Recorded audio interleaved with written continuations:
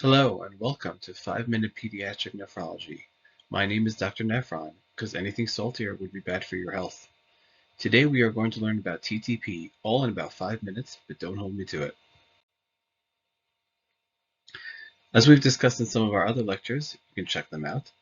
From a classification standpoint, there's really no standardized TMA classification, what is primary, what is secondary. But here you can see down the left side, TMA into TTP, which can be divided into hereditary and acquired TTP. What is the definition of TTP?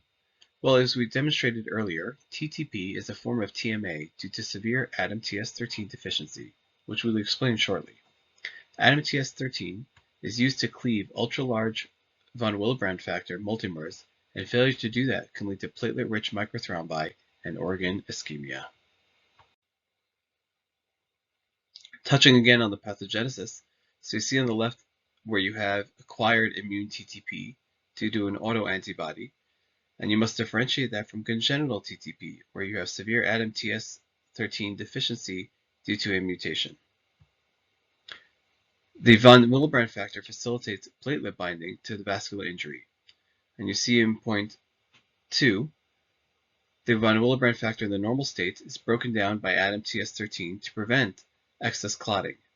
However, in the TTP state, the ultra-long von Willebrand factor remains, and it remains anchored to the endothelium, leading to excessive and large platelet binding environment, and eventually microangiopathy, which accumulated anemia due to shearing forces and thrombocytopenia. This leads to organ ischemia both in the brain, heart, and kidney, leading to organ injury as well as the neurological signs.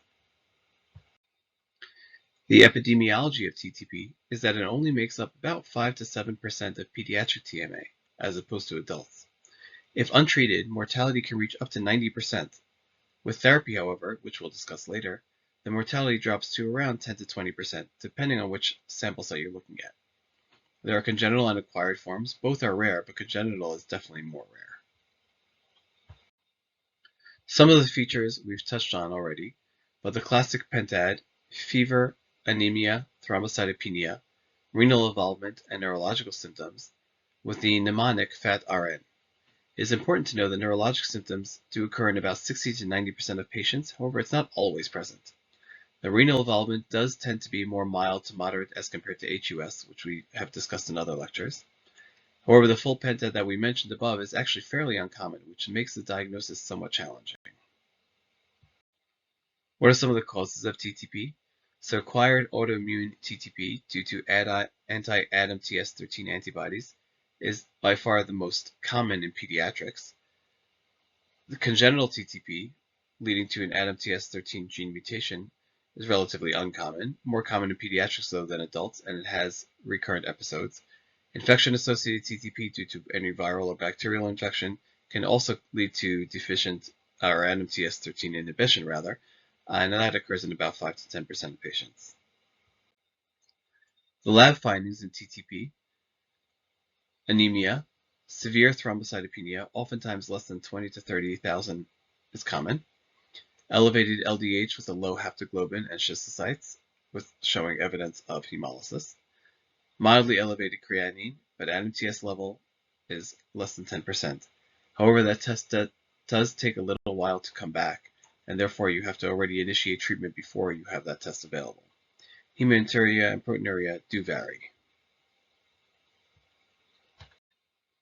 In pediatrics, the differential diagnosis is essentially between atypical HUS and HUS.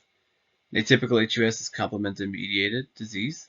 HUS is Shiga-toxin-mediated. Diarrhea in TTP is rare. Renal involvement is typically more mild, whereas the neurological symptoms are definitely much more pronounced. Complement is normal. Platelets are severely low as compared to HUS. ADAMTS13 levels are going to be low, but again, those levels do take time to come back, and so when considering treatment, which requires plex therapy, removing all the bad antibodies and replacing the plasma with good ADAMTS13 if necessary, it needs to be done quickly in order to reduce mortality. And so you'll have to do that even in the absence of an ADAMTS13 level. Here we have a case, a 16-year-old female who presents with 2 days of fatigue and headache. new onset confusion and difficulty speaking, no diarrhea or recent illnesses, and no significant past medical history. She's anemic, thrombocytopenic, with an elevated LDH and a low haptoglobin. Peripheral smear is impressive for schistocytes, so all indicating hemolysis. Total bilirubin is also elevated. Creatinine is mildly elevated, and ADAM-TS13 is low. As we mentioned several times, if you suspect TTP, you must start plasma exchange immediately.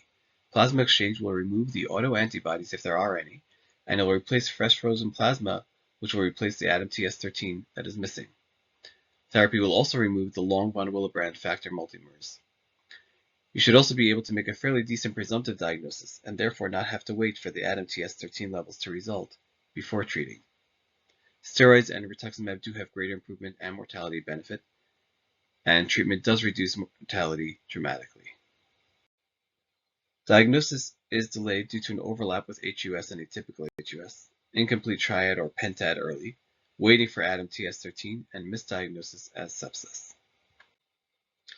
In terms of complications and outcomes, neurological injury and long-term cognitive sequelae are definitely possible. There's an elevated risk for relapse, especially in autoantibodies, or congenital, again, more common in pediatrics than adults. And mortality is significant if untreated. So again, going with a presumptive diagnosis, even in the absence of ADAM-TS13 levels, is important to start therapy. Some of the key teaching points that way to differentiate between HUS, atypical HUS, and TTP is ADAM-TS13 will be less than 10%. Neurological symptoms do dominate in TMA for TTP. Treatment is emergent. Do not delay for the ADAM-TS13 levels if you have enough of a suspicion. And Plex is life-saving. And on this last slide, we have some of the references that are applicable if you'd like a deeper dive on the topic, because who wouldn't? That's your 5-minute nephrology on TTP with Dr. Nephron. Until next time, you're in good hands with renalforresidents.com. Don't forget to like, comment, and subscribe, and follow us on Instagram, Renal for Residents, for more updates. Take care.